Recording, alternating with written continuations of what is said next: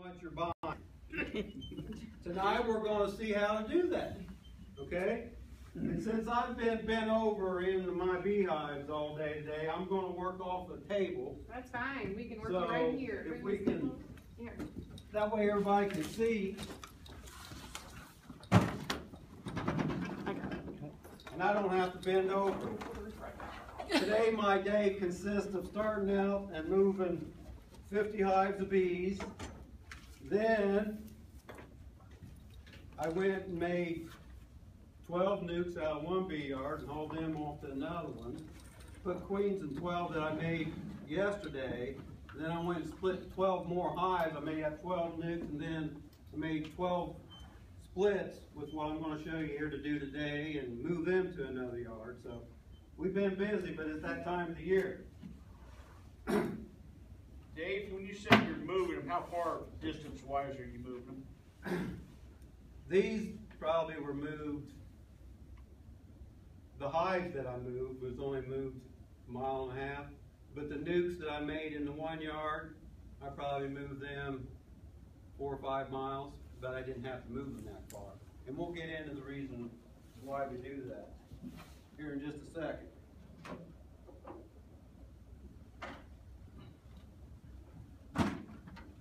First, we got 2 hives, okay? And we'll work on this side.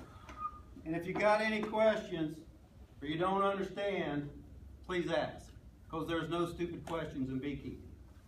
And just like Barry was saying, sometimes, you know, I've done this so much, something that's just natural for me to do, I forget about telling you that.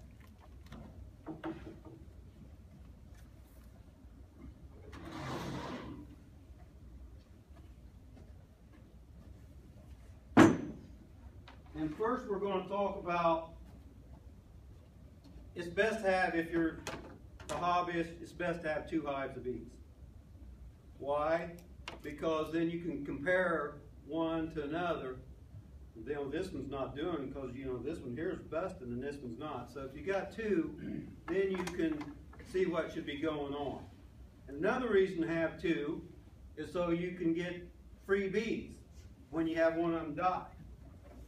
And here's what we're going to talk about first. And this is something that you should already have done, or you still got time, and you can do it now. So we had 2 hives of bees sitting here. One of them's alive and real strong, and one of them's dead. So we're going to take what would cost you $100 to $200 to fix this one hive. We're going to fix it from your good one. So what you did when this hive died out, it still had honey in it. So you're going to take this and put it somewhere so all the neighbors' bees or the other bees don't rob it out. So you got some food to start out your new hive with.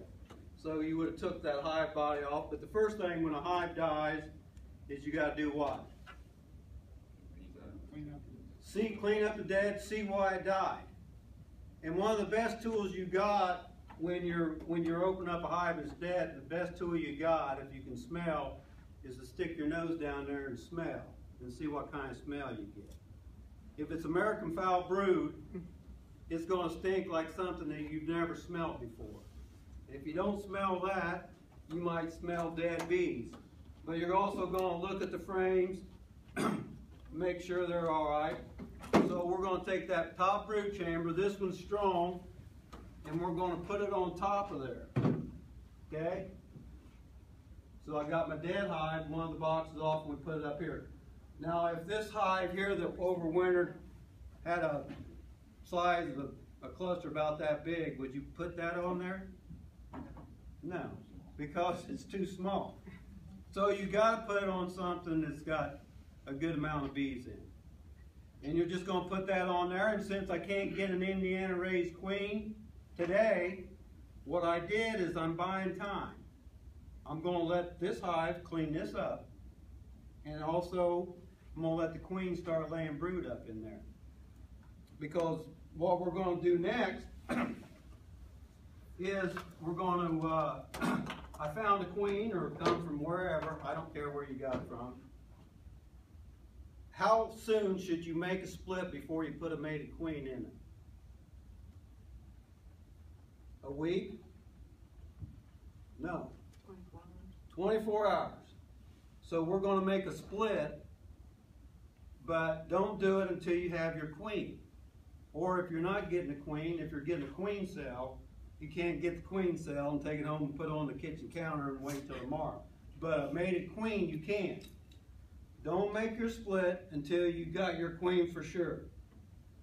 Because what will happen is, if you make your split, and Tracy says, I got them queens, they'll be in the mail tomorrow, I'll bring it over, then it didn't come. What you did is, you took this off there, and they might try to roll their own queen. She may be inferior, she may not be, but they started raising the queen, and since you didn't get that queen in there within 24 hours, now you've gone 2 or 3 days, and finally Tracy says, here it is, I got it. I would never do that. And if you put that in there, what would they do to her? Kill her. They would kill her. So let's not split until we have our queen. Okay, so now we've got our queen, and we're going to split this off, okay?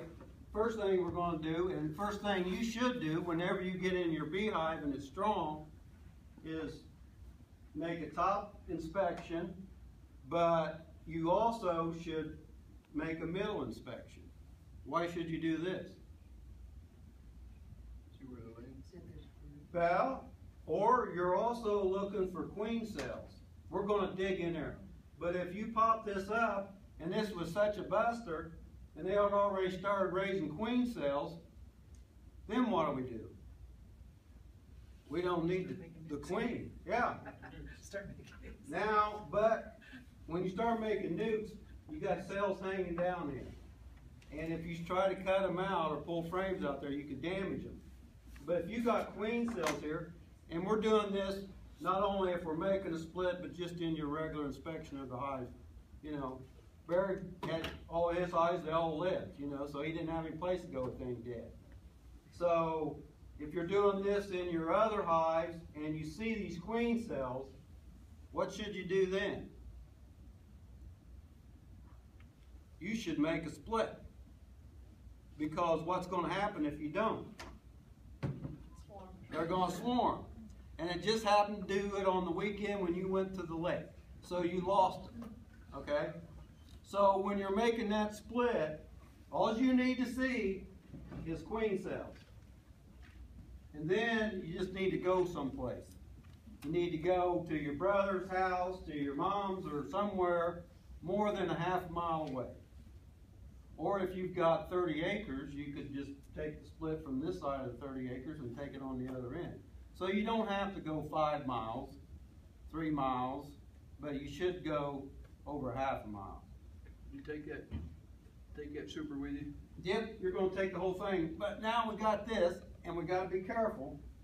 And when we're working in the bee yard, you can never be too careful. Here's my lid. Lids are very good for workbenches or whatever. So we're going to take this off, okay? And we're going to crisscross it on that lid because now I got queen cells in there. There's probably brood in there, which I'm sure there is, but we still don't know where the queen is, right? And if you got a 3 deep hive full of bees and you've got queen cells and that queen's getting ready to swarm, you're never going to find her. Why? Because she's thin and little. She's shrinking down so she can fly. So here's what we're going to do. We got queen cells, we got stuff there, so we're going to look into this one. And I got queen cells there. We need not look any further. We don't need to pull anything because we now know we got queen cells in that one and we got queen cells in this one, as long as we didn't tear them all up. And we just put that back together, put the lid on it. Maybe if they're still full of bees, you may want to put a honey super on it. And then we'll just take that whole box and take it to wherever we're going to go with it. And if we do that, and there's cells in there, when should we get back into either one of these hives and do an inspection? 21 days. 3 weeks. 2 weeks minimum, but you're better off if you wait 3, because it might have rained for 3 days when she was trying to mate. So 3 weeks is a good time. But, okay, if that's the scenario if we had queen cells. But now we don't have queen cells. Okay, so we pop this up and we look, no queen cells, so we move this over here. And this box here, what do we gotta find? We gotta find a queen. So if you start looking in your hive and she's 3 deep tall and you say I gotta find a queen, and you stop and start looking in the top box 1 frame at a time, and you look through all that box and you leave the hive together, she's been staying 1 frame ahead of you, running all the way down through the hive. So when we're looking for a queen, what we have to do is eliminate places where she can go. So the first thing we would do, if it was only 2 boxes, we split them apart. So now if she's in that box, all I gotta do is look for that in there, in here. But if we're making that split from the dead out, you know, so we got 3 on this hive. But you can do the same thing if you're just trying to make up nukes or splits with your hive you got. So now we gotta find a queen. Which box should you look in first? Depends on what time of the year it is. Could be. My dad told me where to find it. Where would a queen be in this hive? Last place you look. Yeah. Yeah, last place you look, or anywhere she wants to be. One of those 2 things. Okay? But really, if you're not got a lot of bees up there, because what do queens do normally? In the springtime, they start laying brood here and they move up. So normally in the spring, we look through 30 hives a day, and she was in the top box in all of them except for 2. So if it's this kind of time of the year, she's going up. So now we're going to look through this box. We're moving up here. And when you're looking through the hive for the queen, where should you pull the first frame out? Out of the middle? No, because that could be where she's at and you just smashed it. So always start from the outside of the box. And when you're doing this, you pull that 1 frame out. The first place you should look is on this side of the next frame. Because she's easy to see. Once you get that frame out, she could be running. So always look at the next frame on that side, and then you inspect that, no queen. And when you're doing this, lay them up outside your box or the back of your hive. So you're going to do all this same time, and you're still laying them like this. And when you get them out here and you didn't see her, then if you got them laying like this, you can go back through them like a book and just turn the pages. Okay? So we find her, but we're going to make this split off. So what do we need in our box that we're going to split off? We need what? Brood. We need brood. What kind of brood? Cap. We want cap brood, and then we'd like to have a little bit of larva too. And depending on the weather, if it's cold or cooler, then you need at least enough bees in there to cover all your brood. Okay? So anyhow, we look through that box, and the only thing we see up here is food. There's no brood. No queen, no eggs, no larva. But I still want to make a split, can we? If this box here is clear full, yes we can. We'll take a couple frames out of here and we'll just set them off to the side, and we'll get it out of another box, the top box. Okay, but anyhow, we're still looking for the queen. All right, there she is. I got her. So now I know that I can take anything out of that hive as long as I get her back in there, right? And what do you do with the queen when you find it? And you say, here, hold that. Put her Keep right an eye. That's what I do. Put her Don't take your eye off. That's what I normally do. But if you don't have that, then a lot of us have old queen cages around.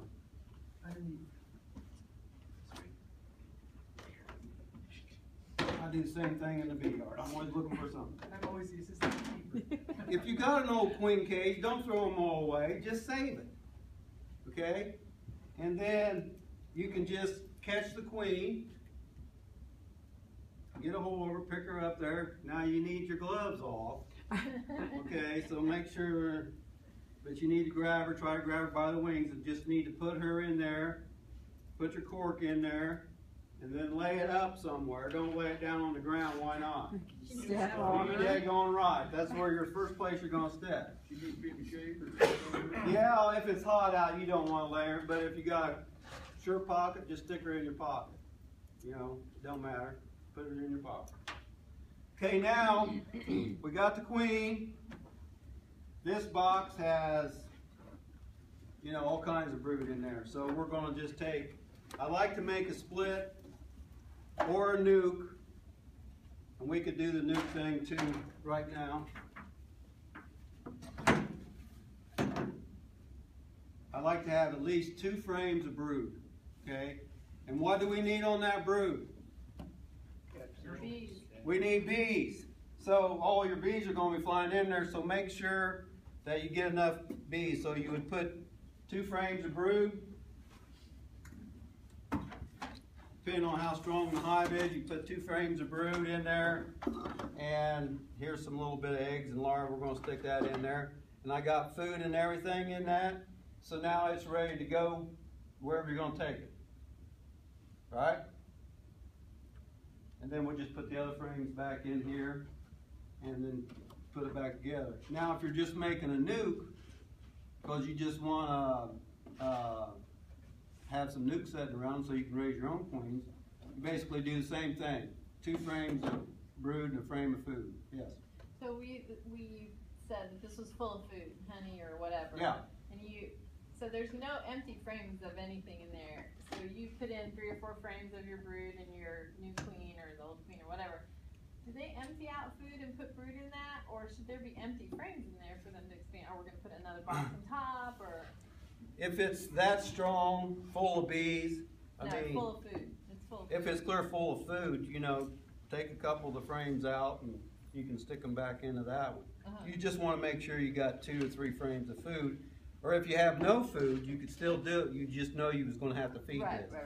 And being as you're putting a new queen into this box, it's going to take a while for her to get laying, and they will clean out. They will move food stuff. and lay eggs in it. Okay. Okay. I just Yep. wondered if it was okay that it would all be full of pollen and nectar or whatever. Yeah, yeah.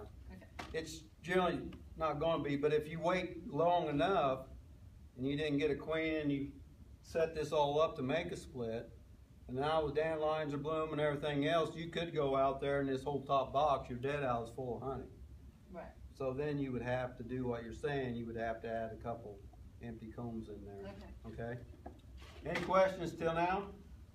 Yes, sir. Once you move them a half a mile, you have to keep them there?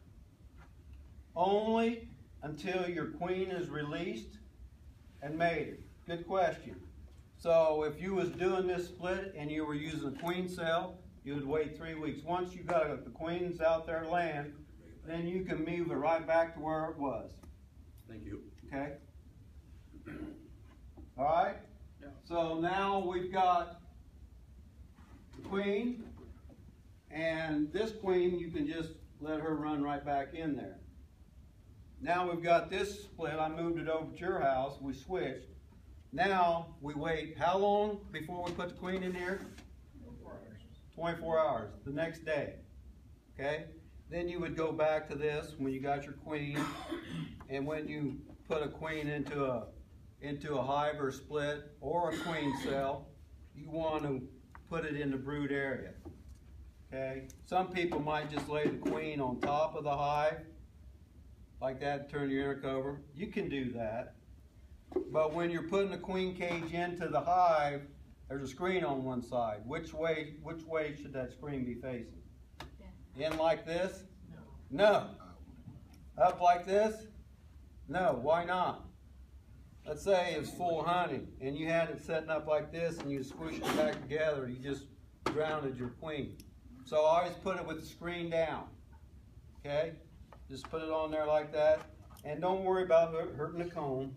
Just squeeze it in there and have some frames out and push it back up against the other frame. Don't let it fall down on the bottom upside down, okay?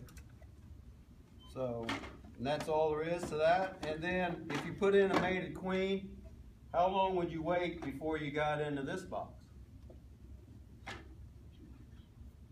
You don't need to wait 2 weeks because she's mated. I would wait a week is safe to say. And what should you do if you pulled that out and you looked at it and the queen was out? Well, then we're going to look for eggs, okay? And now we're talking about using our ears along with our nose in beekeeping. What if you opened up this box and the bees were fanning and they was acting funny? What would you think? Why were they making that sound? They don't have a queen. Queen, you know, if you get into a queenless hive, they act different. So your nose, your ears, your eyes are very important on your beekeeping.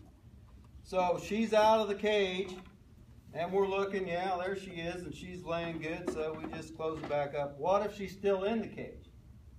What should you do? Just go ahead and let her out. Take your cork out or whatever and just let her on out. They just, for some reason, couldn't get her out of there. What do you do if you get in there and she's dead in the cage? Well, some happened. Either some reason they killed her, or maybe there was another queen. Maybe there was 2 queens in this hive. You don't know. I've seen 2 queen hives. But when you see a dead queen in there, then you got to figure out what are you going to do. You get in there and you see a queen or a virgin running around. If you see a virgin, you just shut it back up, put it back together, come back in another week or 2. But if you see something laying in there, you're thinking, holy mackerel, I better go back to that hive there and see if they got a laying queen. Somehow she did a Houdini and jumped out over here. I don't know, but anything can happen in beekeeping, all right? So, what's a virgin? If it's a virgin, then they rolled their own queen. There was a queen cell that you didn't see. And if there's a virgin, they're not going to accept your queen. And the virgin, she's going to be a lot smaller and she'll be flighty. But you want to, if you see a virgin, you get it out of the box, put it back together and close it up. Because virgin will fly off. And then you lost that queen too. Which virgins are harder to And see. if you close it back up, she's going to go out on mating flight Yeah. and get mated and come back to your hive. So if you see a virgin, just close it back up and come back two weeks. See if she's laying. Okay? When we make an inspection, you tip that up, look for a queen cell first? Yes. Okay. Yeah. I'd seen that. If when you're doing inspections in your hive, normally most of our hives are like this, and you pop the inner cover and you only see bees cover in these frames, then I don't pop the box and look for queen cells. Because there should be no reason why they have one, and if there is a queen cell, they're trying to supersede them. So you just wanted to leave that alone. But when you open your box up and it's clear full of bees, that means there's short of room, and that's what's going to cause swarming to happen. I looked into Renee left. She had a family problem, but we looked into her hive today because she was really concerned that she had a lot of bees and we had swarming trouble over there last year and she didn't want to go through that. So just cracked it because it was very windy. Looked under where she had the feeder and there were a lot of bees on the top, but I lifted the box and looked on the bottom and the clump on the bottom was a lot smaller. So there is was that still room. Oh yeah, You did that. it was There's still probably the bees on the bottoms of the Yeah. frames were probably only 3 frames Yeah. wide. Yeah. So they're Is the fine. bottom more indicative of the actual population?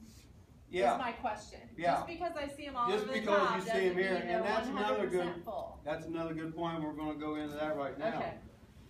If you were just so tight, you didn't want to spend any money, and you wanted to make more beehives, and you got 5 hives, 2 hives, whatever, the point that Tracy's making, we popped that because it was full of bees. Now I see no bees down here, but there's full bees up there. Would that be a hive that we could split? No. Nope, it's not ready. It's not ready. Because what are you going to do when you start pulling brood out of something that's not populous to make up your new hive? You just hurt that one so bad it's going to take them, you know, the rest of summer to recover. And another thing, we all want to make some honey, so we can sell some honey and make some money, so we can afford to buy this stuff, right? So when you're making splits, you gotta think, why am I doing this? And if half your bees died and you needed bees to put in all your boxes, you're going to have to sacrifice the honey crop for this year just to get bees back in your boxes. But if everything's working right and you got full boxes of bees, you know, then you should be doing something with them. Yes. If you have a case like that where the top box is full of bees, there's nothing in the bottom, especially this time of year, can you take that off and put it on the bottom and put the empty on top? She's talking about reversing. Okay, you can do that, and some beekeepers will tell you to do that. I used to reverse boxes, but there's no need to reverse boxes. There's no need. If there's nothing down there, they'll go down. She'll push them down. And if the hive is full of bees, and we put another super on it, an empty super, is that basically not like reversing? You're just putting empty space above congested. So there's no reason to. But you don't want your queen going up into your super and laying. You want her to go down and lay. The bees will force her down, but some queens, they just climb. They'll just go up and lay in every super that you put on, and that's the reason you got these things. In the springtime, you always want to remember, this is the most crucial time in your beekeeping time as far as making money. What you do now is what's going to determine whether you're going to get any honey, okay? So when I put my first supers on, I never use a queen excluder. I'll go ahead and put a honey super on there. And if, so be it, if she went up there and laid some brood in there, that's okay, because I'm trying to populate the hive. That's what I want. I want more room for her to lay. Now when you went back and now you want to put a queen excluder on there, you just pop that honey super off, make sure she's not up in there, and then you can put that on there. Okay? Because those will hatch out, and then they'll fill it back up with honey. Yeah, She can't yeah, get back in there. yeah. But in the spring, you're trying to build them up to make honey, or to split, or to swarm. You know, if you don't get your work done, they're going to swarm. And that's one thing crucial about beekeeping. You got to do it when it's time. If you don't do it when it's time, you need to take that one day off instead of going fishing and get them bees split. And then next weekend you can fish both days. Okay? All right, now we're going to talk about another scenario. Is I cannot find a queen, I cannot see a queen, but I want to make a split. You can do that. You could put that box back up on here, and you got your brood and everything in there, and you could just shake all the bees out of that box and put your brood up there that you needed, and then put your queen excluder on there, okay? And then put this box back on, and that brood will be fine, it's warm enough, and then you can put that box back on there.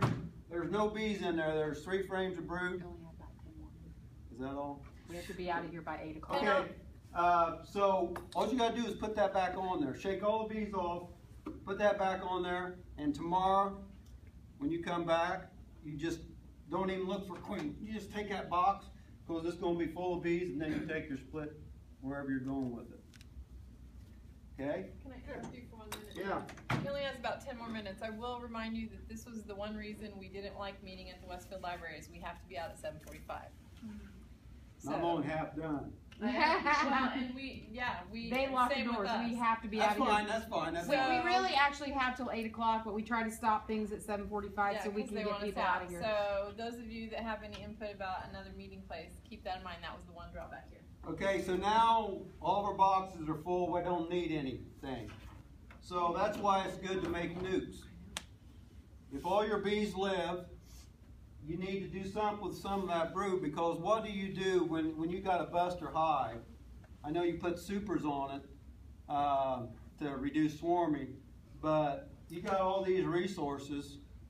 You need to think about making nukes. So you got something you can start in a nuke box, and later on in the summer you could overwinter in a single, because the bees you're going to lose this winter, you want to replace them right now or during the summer. So you need to get experience with raising a nuke. And you know, there's Indiana queens that you can get, but there's queen cells. And we're trying to get somebody from every club to be raising these. But you could reduce swarming in your hive. If it's congested, what can you do with your extra brood? If this hive is busted and this is weak, this is going to swarm. Part of my management would be take brood from this hive and put it to a weaker hive to help it get going. So you can use them resources somewhere else in your apiary. But if everything's good, then you need to just start making you a couple nukes. You know, still a couple frames of brood. And you don't have to take brood from one hive to make one nuke. You can take one frame of brood from this hive, one frame of brood from that one down there, and put in your nuke box. And one thing nice about making up nukes and making smaller splits, bees accept queens cells better if they're not made too strong. If you make too many bees in that split, then sometimes they don't accept the queens as good. So by making a nuke or a weaker split, you know, you just stick 2 frames of brood in there, and you find somebody that's got a queen cell. They're a lot cheaper. I always like cheaper. And then put your cell on there, and you just move that off somewhere. And then as it grows, you can put it into either your dead house that you didn't get replaced, or you could just move it into a single hive. But the bees that you're making this year are going to be your busters and your good ones next year. So I always try to make up my winter losses a year ahead. Questions? Your split, will it produce honey this year? And if I caught you right. It depends. It depends on Mother Nature. Okay. Okay. Sometimes you could split. If you say you had 4 hives and you split them all, 2 of them was dead, you made splits. And if everything fell right and the weather cooperated, you should be able to get surplus off of both. But if you were making a nuke up, no, generally you probably won't. Okay? Never count on honey from your first year. And then if you're new and you're starting with all foundation, you got to remember it takes a lot of honey and energy to draw out this foundation. Okay? So if you're just starting with a package or a nuke, don't think you're going to make a big honey crop that year when you're drawing out. Now, if you're putting it in on draw comb, you have an opportunity, but it depends on the weather. Last year, the honey flow stopped July the 15th, and they never made a drop since. So, you know, if everything goes right, you could get a surplus. Dave, if you're real cheap and you don't want to buy queens, what's your thoughts on walkaways? If you want to try to raise a walk-away split, I would suggest you doing it in a nuke box. I don't do it. Now, I will do this. We talk about a problem hive and there's a lot of bees in it, you can't get a queen. I will take a frame of brood, pearl, and eggs and stick in there to try to keep it going, and they roll their own. The thing about walk-away splits is, if you split your box and you don't have the right age eggs or larvae in there, then you're going to have an inferior queen. She's not been fed what she needs to be fed to be a good vital queen. So walk-away splits, people have been doing them for a long time. I don't do them because I want to have control and know the age and how well the queen's fed. But there have been beekeepers, that's what they did every year. Half of them died and they just split all their boxes in half and let them roll their own. Well, next year half of them died again. So was that a good plan? I don't know. I don't ever do that. But I'm saying, if you want to just play around with a nuke box and you want to try that and see what you get, you know, do it. But I recommend a queen cell or a queen. Wait for a swarm cell when you get one. Yeah, and you can, if you're very gentle, you can cut them cells out of here. But one thing I failed to tell you, when you're looking at these, if all those queen cells are capped and there's none of them open where you can see the larva, just because you see queen cells I mean, the virgin already could have hatched and she could have killed all of those. So you always want to look for open queen cells. And sometimes if their queen cells hanging down and they look like they'd have a queen, some of them, when they cut their way out, it's like a little trap door. It'll flip back over on them. So you don't know for sure if there's queens in there or not. So if they're all capped, what should we do? If they're all capped and your hive is still populous, just make sure you got capped in both and go ahead and split it. But I like to see open cells, open queen cells, and then you know for sure what you got. Okay. Any questions? Yes, sir. I have two hives side by side, Mhm. and one lost one over the winter. Mhm. They're in Tennessee, and Mhm. the beekeeper there said just take the other one and split it in half, and move it over, make sure you get fruit and stuff. But it sounds like you're saying you really need to get some separation there. Or what's the downside of just doing a side by side split? If you're doing a side by side split, I mean, I'm not saying it can't be done. You can do that, but when you move this box off and you don't have anything to keep there, all your field source is going back to the other box. So if you don't have the right age larva and the right age, the young bees in there to cover the brood and feed the brood, then they could, a lot of them leave and chill a lot of the stuff that you already had in there.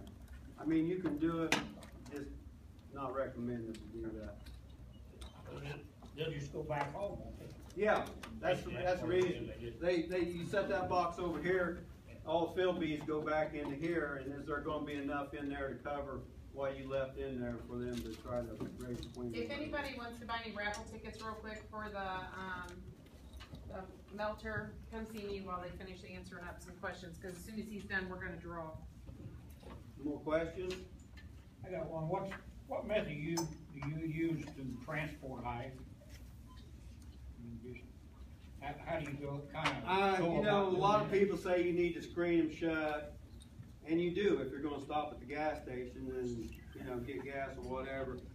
I just load them on the truck. I don't like working bees at night, so if you wanted to load your bees up in the evening before it got dark, just park your truck where the beehive, just load them up, and then in the morning early get up and transport them.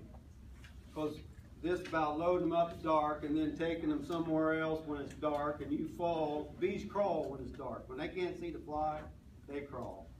So I never move bees in dark time. I always like to be able to see what I'm doing. Are 10 minutes up? They are. This is the one thing I hate. Yeah. Thank you, Dave. For Yeah. all that. Thank you. I can come back again, so.